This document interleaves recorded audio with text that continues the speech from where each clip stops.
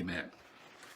So, Judges chapter 2 is where we're going to go, and I'm going to start reading here at verse 11 and going to go through 19. Now, tonight I'm going to be using the New King James translation, so if you have a different translation, it might read a little different, and that's okay. As we mentioned last week, we typically teach out of the New King James just because we do have people who use the classic King James, and others will use NIV or NASB or one of the other translations. And so New King James is just kind of a middle-of-the-road translation for you. That's why we use it.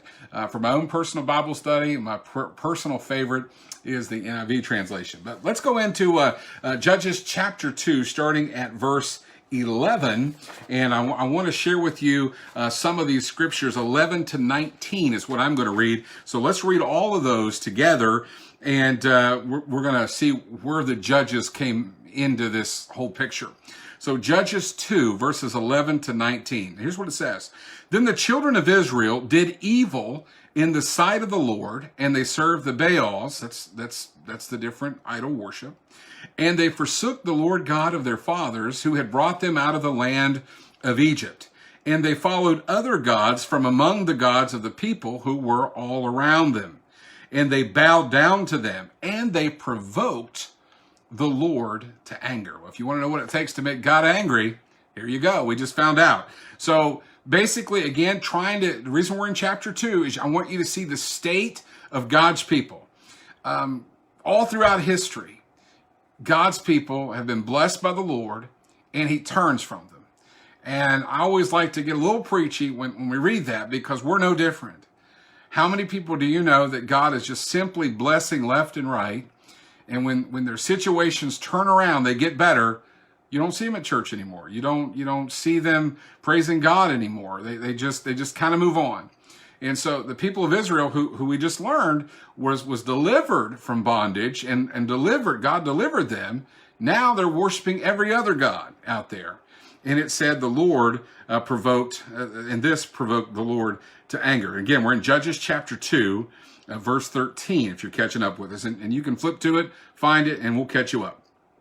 Verse 13 says, they forsook the Lord and served Baal and Ashtoreth, and the anger of the Lord was hot against Israel. They used the word hot. That the Lord wasn't just angry, it was hot against Israel. That's pretty bad. I don't want the Lord upset with me, but I certainly don't want him raging in anger. Do you want the Lord raging in anger at you or the way that you're behaving? But God's not a respecter of persons. If we're worshiping other gods or putting other things or people before him, he's not going to be happy with it. And I want you to see, these were blessed people.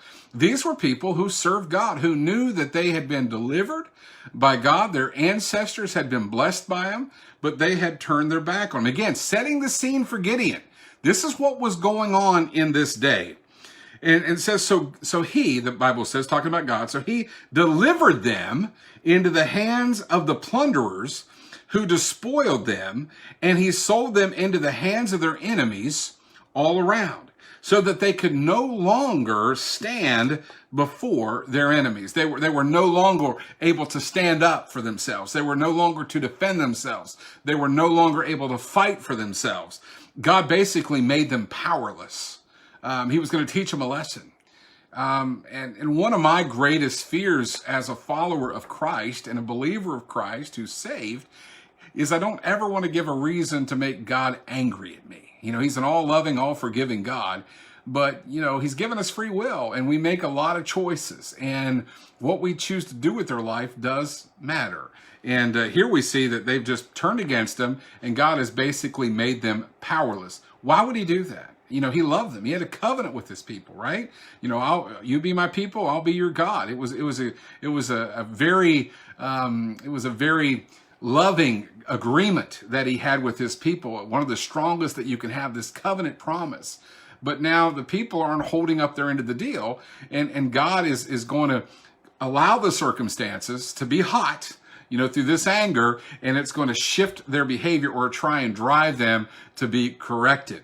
And I don't know about you, but I don't like it when the Lord has to correct me because it never is a pleasant thing. And sometimes maybe God's laid on your heart something to do, and you haven't done it, and it's hard to shake it after that. And some people, my mom, she'll use the words, God really gave me a whooping over that. Meaning that she was convicted that she didn't do what she was supposed to do. So maybe you've been there, I've been there, and my church family will tell you, I'll be the first to admit it, I don't like to be there. But sometimes I go there because I can be disobedient as well. So verse 15, again, Judges chapter 2, verse 15 says, wherever they went out, the hand of the Lord was against them for their calamity, as the Lord had said, and as the Lord had sworn to them, and they were greatly distressed. They could not get ahead. God was punishing them for their disobedience. And what he had done is he hadn't withdrew his love for them, but as a father, as a heavenly father who loves his children, he's disciplining them here. He's pulled back from them so that they'll come back to him. Verse 16 said, nevertheless, the Lord raised up judges. And here's where we want to get into, because Gideon, if you didn't know that, will be one of these judges. And so you got to understand what's happening in the scheme of things to see that these Israelites, they were disobedient to God. He's pulled back a little bit from them so that now they're not winning anymore. They're failing. They're struggling. And verse 16 says, nevertheless, the Lord raised up judges who delivered them out of the hand of those who plundered them. So he brought up these judges, these magistrates, if you will, who would be there to kind of get them back on the proper path, kind of to guide them in their way. It says, yet, verse 17, anytime you see the word yet in the Bible, pay attention to it. Verse 17 says, yet they would not listen to their judge, but they played the harlot with other gods. So basically they were messing around, for better words. They were messing around in idol worship. They were dabbling in other ways of worship. Remember, the culture at that day, and maybe we could say the culture this day, is not all about the same Jesus that you and I serve, or the same God the Father, if you will, that we serve. There are many people worshiping many different gods in the world today. And even in our neighborhoods or in our communities, not everybody worships God like you and I do. Not everybody does that. And so it was no different here. They were dabbling. They weren't even, they had these judges to help them get them back on track. And they wouldn't listen to them. And they were still continuing to do the things that they should have known God wasn't happy with, right? So they turned quickly from the way, this is again, we're still in verse 17. They turned quickly from the way in which their fathers walked. What does that mean? Who were the fathers of the Israelites? Who were they? Well, think about it. It was Joshua. It was Moses. It was Abraham. It was Isaac. It was Jacob, right? It was all these people who had served the Lord before them. And so we're seeing in this picture here that, they had all, the generation had lost it. This is why, I don't know, and you tell me through your comments if you disagree with me, and I'm okay if you do. I still love you, you know that. But this is a fear for me. I think I mentioned it Sunday in our worship service. One of the greatest fears I have is that my kids will someday no longer serve the Lord. They grow up in church. They know the church stories. They know the Bible. They know prayer before meal. They know all the things to really try and love people and help people. But a fear of mine is that they'll eventually depart from it. Now, we know the Bible tells us if we train a child right in the way they should go, and if they depart, they'll return to the Word. God's Word doesn't return void. We know that. But it's a fear of mine as a dad and a grandpa. And do you have those fears? Or do you have the same kind of fears with your family that if you weren't here right now, would they be serving God? Would they be going to church? Would they be talking about the Lord? So basically it says here, nevertheless, the Lord raised up these judges who delivered them out of the hand of those who plundered them. Yet they would not listen to their judges, but they played the harlot with the other gods and bowed down to them. They turned quickly from the way which their fathers walked in obeying the commandments of the Lord. They did not do so. So, they weren't trying to please God. They were just living life. They were just, trying to, whatever makes me happy. It was the me mentality, the it's all about me. And we have to be careful about that, because we like to say that about other people, but sometimes we can say it about ourselves. We're fine with God as long as we're being blessed. But when we struggle, we don't see God or feel him, we think he's left us. And we know that's not true. We can grow in times of need or distress. And honestly, some of the strongest, as we talked about not too long ago in worship service, it's as Paul said, when I became weak, talking about that thorn in his flesh, that's when he was made strong. That's when God restored him and strengthened him and helped him. And so we have to remember that. But this is the situation that was going on at this time. So I want you to see these people were worshiping any and every god they could. So they were doing that. The second part of that is that not only were they doing, worshiping every other god out there and not giving our God credit for anything, they basically had ignored everything they had learned from the generation that came before them. And for you and me, that should, scare you a little bit. And it certainly should motivate us a little bit, that we have to do what we can do to make sure our kids and our grandkids, are doing what's right. And we need to encourage them to seek out the Lord. And when the Lord raised up judges for them, now again, talking about the judges, we're in the book of Judges. When the Lord raised up judges for them, this is verse 18, the Lord was with the judge and delivered them out of the hand of their enemies all the days of the judge. For the Lord was moved to pity by the groaning because of those who oppressed and harassed them. So what this means is that things, as it was getting tougher on all these people who knew God, who loved God in a sense, but they just didn't serve him. They were dabbling in all these other types of worship, if you will, of the day, bowing down to these other gods that existed in this day. God started hearing, after he raised these judges up, he started paying more attention to their groans.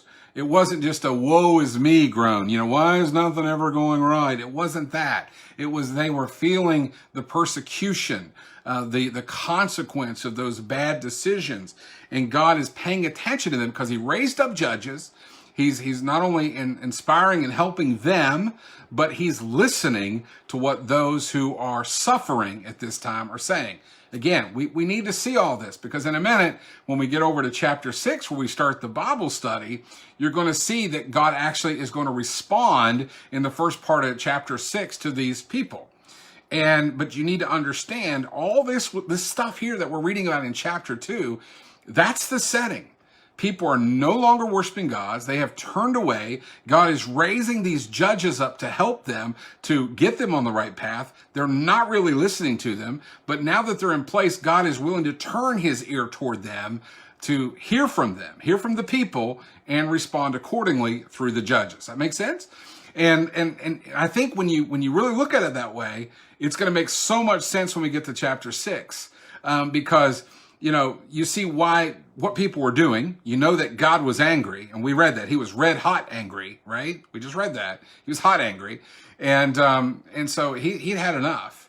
And so he was ready to pull back his hand from them, allow them to no longer to be able to withstand the attacks of the enemy. They were going to be on the run. They were going to be persecuted. They were going to face great problems, and you're going to see some of those problems in a minute.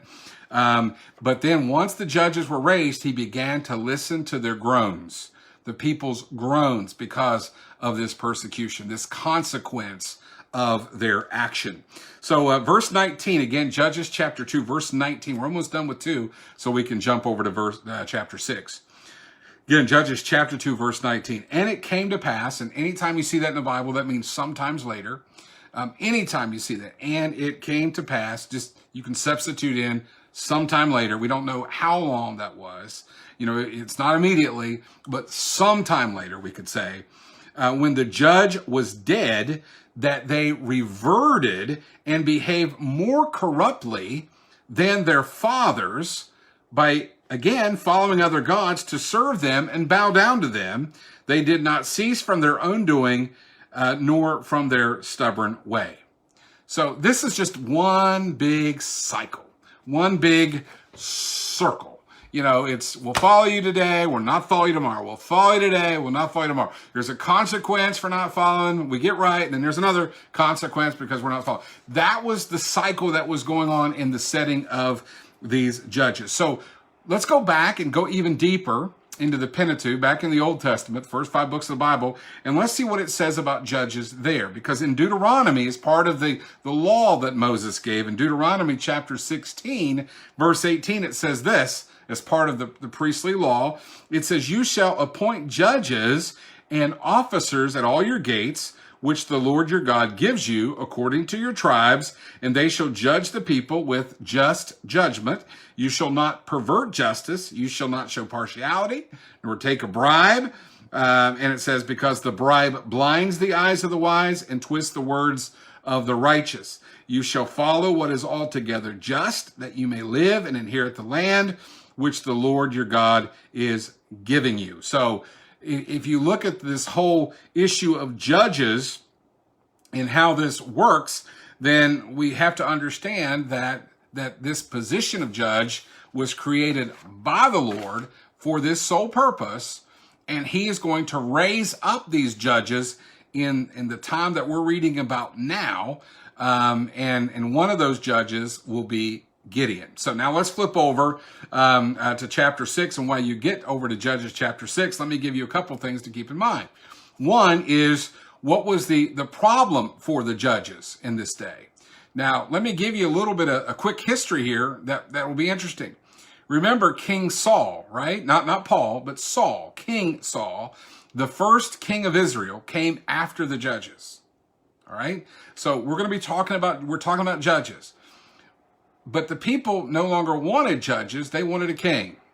And so King Saul would come right after the judges, and after Saul's demise, then David becomes king, and so forth. And you've got that from there forward.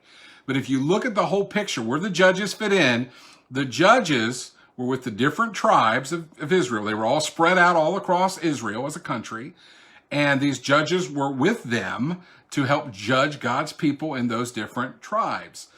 But eventually those judges would go away, and it would lead toward the monarchy, the king of Israel, which would be Saul. So the judges were just before that first king. So when the judges go away, the monarchy or the kingship begins. Okay? So think about that a little bit. So Gideon is really an interesting piece of this whole puzzle for us to see his role. But what were the problems of the judges? Well, number one is that position, according to scholars, had no traditional strength, meaning that the authority of the greatest among them, every judge, like if they were good, they did a great job. Well, when they died, there was no successor in that family line to take over. Where, the king, if they die, their heir takes over. That wasn't the case with the judges. So there was no longevity in those positions. So there wasn't a source of continual strength. And so that was one of the problems, the scholars say, with these judges. So basically, when that judge died, his power died. So maybe he was a good judge, and he did the right thing, and people were listening to him and paying attention to what he was saying and so forth, and respecting those judgments. But once he died, that respect died with him. And the other thing, as it said, is that each of the great judges who are portrayed from chapter 3 on, the scholars say, affords more proof that the people there were wanting a king. And again, that leads to that first king of Israel, which is King Saul. So the other thing it points out is the judges were definitely deliverers, but their authority was not recognized throughout all of Israel. So that's an important point to make up. And then national interest decayed as a part of this. Now, at the end of today's lesson, I'm going to give you the resources I'm using from. A lot of them are the same that we've been using. They're my favorite Bible study tools. But this is really important what the scholars are talking about, because the judges, again, because they didn't have the longevity, because their power disappeared with their death, that their interest from the people in the judges waned. And because of that, they didn't have any national strength. They were all spread out. And so one of the things, if you were to continue to read on in the book of Judges, you'll see that the people were never really content. So they were ready for a king. All the other nations around them had kings. They didn't have one. And so these judges were filling a gap that would eventually be filled by a king later. But God's plan was to raise up these judges in this moment. We know that Deborah, I mentioned Samson, those were ones that we talk a lot about in the Bible, and we could teach on those sometimes. But tonight we're looking at Gideon, and so that's why we're going to jump over to chapter 6 for tonight. So hopefully you're over to chapter 6 as we take a little bit of time and start into chapter 6. Obviously, we're not going to get that far today because we don't want to jump over things. But let me just pause for a second and see if you have any questions about what we've talked about. If you have any insight on the judges that you want to share, I'll give you a moment to type that in. I hope I can see them if they come in here on the live screen. But, if you have any thoughts on that you want to share.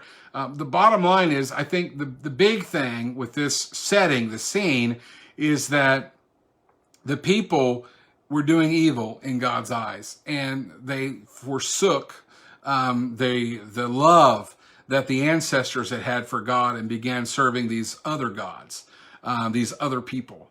And so I think that's real important for us to pay attention to, because you're going to see the consequence. Remember, I told you God kind of stepped back a little bit, and you're going to see the situation that was happening in Gideon's land, his hometown, of some of the problems that he was dealing with. So no comments. So let's keep on going.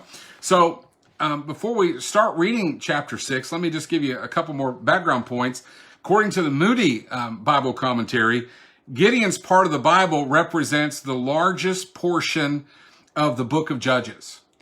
So there's more written about Gideon in the book of Judges than, for instance, Samson. Gideon has over 100 verses in the book of Judges written about him and what he did. Samson, who is a great story, right? He gets the haircut and, pushes the pillars and delivers people. Samson encompasses 71 verses of the book of Judges. So, but they were definitely called by Christ. And when we talk about the Lord calling people into the ministry, churches weigh that call. When First Baptist looked at bringing me on board, we had to discern God's call for me to serve here in this capacity. So people in ministry are called into that service. Is God calling us to do a work? Is he longing for us to do a work in a specific community, in a specific church? And we know that can change over time. Sometimes I'm at First Baptist today, and 5 years from now, tomorrow, next year, God may have a new plan, and he may move me to a different direction, just like he could other ministers. You go where the call is, and these people were called, and we're going to see Gideon's call as a judge. God knew that he was going to use him, and it's fascinating. We get to see how that call worked in Gideon's life. So again, there's a lot of scripture in this 100 verses the scholars say are written in the book of Judges about Gideon. He is an unlikely deliverer. He's a relatively godly man. He was immature. He was timid. The scholars say that when we look at this story, we see a set of judges which ends with Gideon's story that's kind of incomplete. Once we don't get a full sense of the rest of what was happening here. And part of that is because this lasting deliverance, they say, was still yet to come. And we know that was going to come through, not only through the monarchy, but eventually lead to Jesus Christ. So Gideon begins in chapter 6, and we're going to start with verse 1. So let me get in my Bible and flip over here to chapter 6. And we'll read a few verses of these scripture, and then we'll back up and break it down. So let me get up here with my handy dandy good glasses, and let's see what happens. So here we go, and it sounds very familiar. Again, we were reading chapter 2, and here's how chapter 6 starts. You ready? Then the children of Israel did evil in the sight of the Lord. So the Lord delivered them into the hand of Midian for 7 years. And the hand of Midian prevailed against Israel. So not only were they doing evil, but God's now allowed Midian to have the upper hands, the Midianites. And we're going to talk about them and who they are here in a moment. But I want to read some of this for you, and then we'll go back and break it all down. So the children of Israel did evil in the sight of the Lord. So the Lord delivered them into the hand of Midian for 7 years, and in the hand of Midian prevailed against Israel. Because of the Midianites, that's the people who lived in, they're the Medians, right? The Midianites. The children of Israel made for themselves dens, the caves, and the strongholds which are in the mountains. So it was whenever Israel had sown, Midianites would come up, also the Amalekites, and the people of the east, we're going to find out who they are, would come up against them. So all these enemies would come up every time it was harvest time. Then they would encamp against them and destroy the produce of the earth as far as Gaza, and leave no sustenance for Israel, neither sheep, nor ox, nor donkey, for they would come up with their livestock and their tents, coming in numerous as locusts. Both they and their camels were without number, and they would enter the land to destroy it. So Israel was greatly impoverished because of the Midianites, and the children of Israel cried out to the Lord. Now, we read all that to go back and look at this and break this down. First of all, we see that the children of Israel were once again up to no good. And we're just a few chapters over from chapter 2 where we read that they were doing evil in the sight of the Lord. So nothing's really changed. But where this is occurring is in the same community where Gideon lived. Now, I'm going to try and show you this real quick. If I can figure out how to do this, let me see if I can do it right. Okay, I'm going to move this over here like that. And let me show you this little map. Sorry you're getting a close-up of my face, so I didn't even scare anybody like that. So here's a map of where we're going to be talking about. And this red dot that you see there is Ophrah. And we're going to talk about Ophrah in a minute. And to kind of give you a point, you see Ophrah here. You've got the Sea of Galilee here. You have Bethlehem over here, and the Jezreel valleys in here. So those are just some of the places that you would recognize. So this area that we're talking about here, this Ophrah, we're going to talk about that in a moment, a little later, maybe not much tonight, but the next time we're together. But this is where this story I'm reading to you is occurring. It's all occurring here, and that happens to be the same area that, well, that made me a lot brighter, didn't it? I don't know what it did there. Maybe I touched something. But anyway, that in this area is where Gideon is living, where this is transpiring. So let's go back and see what we have here. So what do we know about the Midianites? They're the first group that's mentioned. It says, so the Lord delivered him into the hand of Midian for 7 years, and the hand of Midian prevailed against them because of the Midianites. So let me say it to you this way. We're Americans because we live in America. The Israelites were people from Israel, right? So it makes sense, right? The Chinese are people from China. So when we talk about Midianites, they were the people from Midian. So that's to begin with. So you understand, anytime you hear those, the Edomites were from Edom. So that'll kind of help just understand when that comes up. The Corinthians in the book, in the Bible, it says Corinthians. Those were people who lived in Corinth. The Ephesians were people who lived in Ephesus. Does that make sense? So when we talk about these people, we're distinguishing who they are based upon where they lived. So when we set the scene, the Midianites were actually the offspring of Abraham through his handmaid Keturah. This is the offspring. When they had the kids, they ventured off, started their own clans, their own tribes. So the Midianites descended from Abraham through his relations with Keturah. And that's in Genesis 25. These people traveled by camel. The scholars have a fancy word for that. They were caravanneers. The mountaineers traveled the mountains. These were caravanneers, right? So I think that's really neat. We find them in Joseph's story. Remember Joseph, who was sold to these traders that, was in the pit, and he was sold to these people who traveled by camel. Genesis 37 is where that talks about. That was believed to be the Midianites. They were close allies and relatives of Moses when he was in the wilderness. and they were the objects of an Israelite attack and plundering that's found in Numbers. So who were the Midianites? They were basically a group, a tribe, if you will, that was led by separate kings or princes without any specific political focus. They traveled, they journeyed, they were here and there and all around the square. There was this band of people who went on to see what they could find to increase their own wealth. So the transportation that we see in this section begins by talking about these camels. So I think that's really interesting that we point that out. So the Midianite aggression obviously happens by camel, which would not only give them range across these deserts, but also speed. Surprisingly, when I was in Egypt a couple years ago, and I got to take a camel ride. I know what you're thinking. That must have been a big camel. But yeah, it was a big camel. The desert camels are much bigger than the mountain camels. I didn't know the difference until I was over there. But they are pretty fast, actually. They book it along. So that's how they traveled with these camels. And so it's important. They probably, saw them. I see the laughy face. Thanks a lot for that. Yeah, that camel was not the same after that ride, I'll tell you that. But but the Midianites were just one set of the aggressors. The other, the Amalekites, and then the son of the east. These were all, again, adversaries, people who were land hungry, who were trying to squash any of the opposition.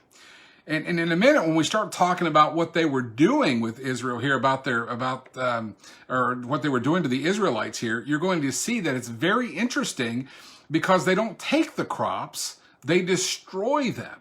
And the reason for that is they want to get rid of them. They want to starve them to death. So they're no longer a threat. Because, that was what it was all about. It was land, it was territory, it was power. And remember, God has withdrawn from them a little bit. He's allowing this to happen, to crush them enough to bring them back to him. Sometimes God will do that, allow things to happen to us to bring us back to him. So the Midianites, the Amalekites, and the son of the east. The sons of the east, again, another group that were considered adversaries at the time. And it said that they arrived like locusts in number. When you think of a locust swarm, you think about a swarm of flies, a swarm of birds, anything that kind of comes together. They move together. You can see them move together as one. And of course, locusts were often used to describe this because they were very accustomed to seeing those swarms. So he talks about attacking the Israeli troops like locusts in number. The Amalekites, what we know about them is they were descendants of Esau. That was in Genesis 36. And they had been enemies of Israel before, and Numbers tells us that. And the people of the east were nomadic people. And they may or may not have been descendants of Esau because it's not clearly specified in the history books. So that's what we know about these people. So let's go back and break some of this down and sort this out. This is where Bible study gets fun, is when we go back and we sort it out line by line. Okay, verse 6. Then the children of Israel did evil in the sight of the Lord, and so the Lord delivered them into the hands of Midian for 7 years. And the hand of, now, what we find out here is that it said, because of the Midianites, because of this attack, because of the pressure, the children of Israel made for themselves dens, caves, and strongholds up in the mountains. What does that mean? They ran. They got out of there. When they knew that the Midianites were coming and was trying to destroy them, they ran for the hills. There were no forts. There were no fortified cities. There was no way to find protection. So what they did was they headed for the hills. They made for themselves dens and caves and strongholds, which are in the mountains. They basically went hiding in the hills. And that wouldn't be necessarily a bad thing, too, because they would have a better view. Remember, I'll talk about the Jezreel Valley, the plain area. They would be up in the hills looking down upon that region. So it would make sense, strategically would make sense, that they could see what was coming at them, but they also could be well hidden being up there instead of below. And then verse 3 says this, again, Judges chapter 6, verse 3. So it was, whenever Israel had sown, that means planted the harvest, right? They planted this is in the valley, their crops could grow here. When they had planted their crops, when they had sown, you reap what you sow, right? When they had sown, the Midianites would come up. Also, the Amalekites and the people of the east would come after them. They purposefully timed their attack based upon the harvest season. Now, why would they do that? Why didn't they just wait and, take their time? Why was it so important? I think I touched on this already. Why was it so important to attack them during harvest time? When the plants are in the ground, why would this be a problem to do this right before the harvest? Why would this be the time to attack? Why would they come up against the Israelites here? Well, let's keep reading. Verse 4. Then they would encamp against them, right? So they waited. They encamped, they waited. They encamped against them, against the Israelites, and destroyed the produce of the earth as far as Gaza, and leave no sustenance for Israel. So they would take away all their food. Exactly right, Sandy. They took away their way of life. They took it all. And what else did it say? And leave no sustenance for Israel, neither sheep, nor ox, nor donkey. They just took it all. They plundered. They totally plundered them because they left them to die, basically. But apparently this was happening through this 7-year period, where they were at the hand of these people. God, allowed this to happen to them. He allowed it. And we know that, and we're about to see that it caused them to cry out. Remember what we talked earlier? God was, once he raised the judge, he was willing to listen again. He wanted to see that their heart was moving back toward him. And we're going to see that a little bit here in just a couple of minutes. Verse 5 says, for they would come up with their livestock and their tents, coming in numerous as locusts. Again, describing this attack, that they came full bore. They had everything. They moved together. They saw them creep into the area, creep to where all their stuff was. They saw them, come at them. And how scary that must have been to see these large numbers. And again, not just one group, but 3 different groups of people, all trying to crush these people. And he said, let me read it again, verse 5. This is chapter 6, verse 5. For they would come up with their livestock and their tents, coming in numerous as locusts, but they and their camels were without number. There was so many, they couldn't tell where it was going to stop. It was the sea of people, the sea of persecution. And remember, God knew this was going to happen. He knew this was going to happen. And, when he withdrew his hand, they could no longer stand. And this was a consequence of disobedience. You say, well, that's not fair. That's not very much of a loving God. But see, God didn't bring this on. They brought it on. They choose to follow other gods. They had free will. They choose to abandon that which they had learned. And choices have consequences. And this consequence was, well, if you don't serve me, then don't serve me, right? Choose you who this day you're going to serve. Joshua was screaming that out to people. Make the choice. Don't expect God's blessing and favor if you're not serving them.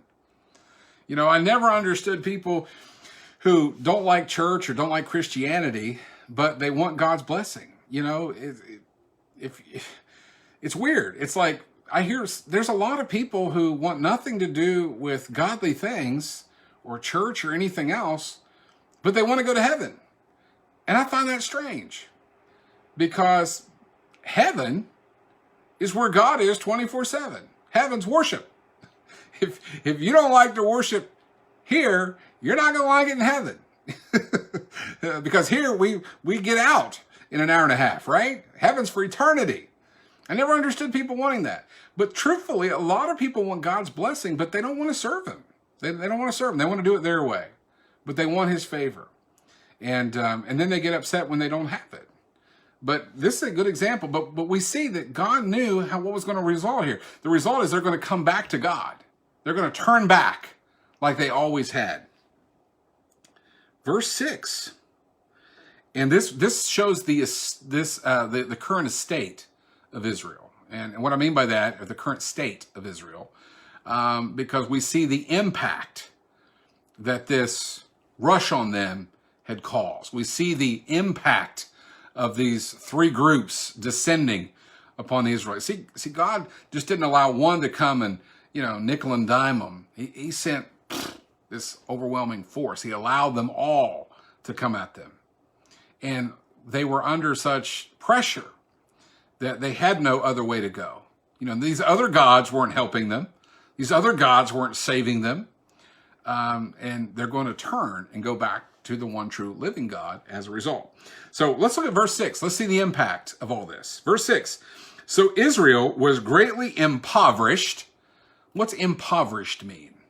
Impoverished is, basically broke. They were put into poverty. They were, everything that they had worth anything was now gone. They were living in poverty, complete poverty. And see, we didn't have that before. We didn't see that anywhere before this scripture. Yeah, they weren't. Just because people don't serve God doesn't mean that they don't prosper. And I think this is a hard one for me as a minister, because I've heard people say this, why do the wicked prosper and the righteous suffer? Why do the bad people always get it good? They can steal and they can destitute. Good one, Susan. Excellent. Why do these people, how do they always come out ahead? And you've seen it. I've seen it. How does that always happen? Well, we know sin is the big one. And hey, the devil will give you everything if you'll give him your soul. And we have to remember that as well. But God's still God. He still loves us. Sometimes for us, we have to be broken before we can be reshaped and molded and fixed and shown how much we're loved. And you're right, Sandy. God has given, he's given us, given our family members. He's given our friends, our children, our grandchildren. He's given us many times to come to him. The problem is, much like the Israelites, see, we see ourselves a lot like the Israelites. If we're honest, we see that we behave a lot like that. We're wishy-washy sometimes. When things are good, we're good. We're spiritually high, but when things are bad, we're spiritually low. And sometimes we don't behave in the way we should. And sometimes, well, I always tell people, look, God didn't make people sick. He didn't need to do that, but he can use that sickness for good that we may not even see. And he knew how all this was going to work out. And so let's get back into this. And we got time for a couple more verses and we'll be done tonight. Verse 6, so Israel was greatly impoverished. Good word. Susan says destitute. Because of the Midianites, and the children of Israel cried out to the Lord. It was this situation that finally caused them to cry out to the Lord. It wasn't enough that they had to, they had to go through this attack over and over and over again. That wasn't enough. It took them completely being bankrupt out of everything before they finally said, enough, I surrender. What did it take in your life to fully surrender to God? What did it take in my life to fully surrender to God? I go back to my story, and it really involved my children being invited to church when Jen and I weren't in church. But when someone invited them to church, that's my friend Alice. I have a great sermon called, Go Be an Alice. But it took her in the middle of a grocery store taking time to want to take my kids to church. And it convicted Jen and I enough to say, well, we want to be the first ones to take them to church. And she said, well, that'd be great. Come by and see us. And in that moment, with the stuff we were dealing in with our own family and our own relationship, it was God used her at the right time, at the right moment. And everything that was going on in our life created that exact second for us to accept that invitation to go to church. What did it take for you? What did it take for that person in your family to finally say, I'm going to surrender. I'm going to do it your way, God. I'm going to try this. What did it take? Here, it took impoverishment. It took this impoverishment. It took this destitution. It took this brokenness. They had nothing left. And it said, so Israel was greatly impoverished because of the Midianites, and the children of Israel cried out to the Lord. And the last verse we're going to end at is verse 7, and it says this, and it came to pass. We talked about that earlier. What does that mean? Sometime later. So sometime after this, when the children of Israel cried out to the Lord because of the Midianites, the Lord sent a prophet to the children of Israel who said to them, ready? Thus says the Lord God of Israel, I brought you up from Egypt and brought you out of the house of bondage, and I delivered you out of the hand of the Egyptians and out of the hand of all who oppressed you, and drove them out before you and gave you their land. Also, I said to you, I am the Lord your God. Do not fear the gods of the Amorites, in whose land you dwell, but you have not obeyed my voice. Now that prophet was not Gideon. That is an unknown prophet. Don't know who that prophet is. Not named. There's no clues. We don't know who that was. But God raised up a prophet in that moment, in that time, to tell the children of Israel, remember, he was listening to their ear and gave them a response and said, remember, I have delivered you. Don't fear. But he also says, but you have not obeyed my voice. And so that's going to set the scene now for verse 11. And that's going to be the call of Gideon. So now tonight, we have seen everything that was happening at this time with the judges. We have seen everything as far as their behavior, their loyalty. We've seen all of this. We've seen it come crushing down. God heard them. He raised up a prophet who spoke to them. And while this is going on, we get to verse 11. And we know that because the first word of verse 11 is now.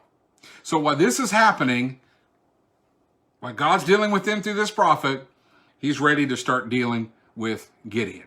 And he's going to raise him up to fill this gap. And so that's where we're going to be. And so I encourage, this is where the city, Ophrah, O-P-H-R-A-H, not to be confused with Oprah Winfrey, and not to be confused with Orpah and Ruth, not to be confused there. But if you read down here in these next few verses, it's going to set that map up for you, like we talked about, where Gideon is. This is where all this is taking place. And now he's going to get this call. And we're going to see him deal with the angel of the Lord. What is the angel of the Lord? Was it an angel or was it the Lord? And we're going to throw you out a couple of different possibilities on that next week. We're also going to look at how he responds and why we think it probably wasn't, necessarily an angel, but it may have been God in one of the forms that he may have chosen to show himself. So it's going to be interesting as we get into this. And, it'll be interesting to have your take on it. So do a little Bible study this week. Read 11, try and get down to 19 or 20 here in chapter 6. And let's learn about Gideon. Let's learn about that call. Let's see his faithfulness. And if we do that, we'll be set up for some more Bible study. Did you enjoy that tonight? I trust you enjoy. If you did, hit the hearts, hit the thumbs, give me a mad face. If you're bored and you wish you had ice cream, no, I'm just kidding. Don't hit that. But anyway, thank you for joining us tonight. I hope you really understand and appreciate the background of what's happening here, truly, because looking at the Bible without that knowledge, it really doesn't let you know what Gideon, because Gideon's going to hear this and he's going to be like, who am I? Almost like Isaiah, who am I? Why me? And he doesn't see any worth. And God's going to show him he has worth. In fact, the angel of the Lord is going to call him a mighty man of valor. And it reminds me of Mary, when she dealt with Gabriel, not an angel of the Lord, but Gabriel. And he told her that you're highly favored. And they call him mighty man of valor, and he's done nothing. And that's how he's approached. So it shows us God sees potential. And through Gideon, we can see that if we're just obedient, willing to listen, willing to answer the call, whatever God has in store for us, we can be so much greater than we ever can be. And you know what? Maybe by the world standards, none of us will ever achieve everything we want, for ourselves or for our families. But spiritually, for what really matters the most is God has so much in store for all of us that if we'll just be true and obedient everything that we're laying up in heaven, where rust and moth and none of that can corrode or corrupt it. What really matters is what we're learning in the story of Gideon. So, sorry, we didn't even get to hardly say his name tonight, and it was the title of study. How does that happen? Well, it happens when we do Bible study right. And we begin by finding out the setting for the story of Gideon. Wow. So when this is over, hit share so one of your friends will watch it, catch up on it, and then next Wednesday night, 6:30, Lord willing, we'll go with part 2 in this series. We're going to be here for a few weeks as we learn Gideon and look for things. Hope you learned something tonight that you didn't learn in Sunday school when it came to the story of Gideon. God bless you. Have a wonderful week. I look forward to seeing you Sunday on Father's Day. Title of the message on Sunday will be Methuselah's Dad. Lessons from Methuselah's Dad. You think about that one. Talk to you soon. God bless you. Have a great night. We'll see you Sunday.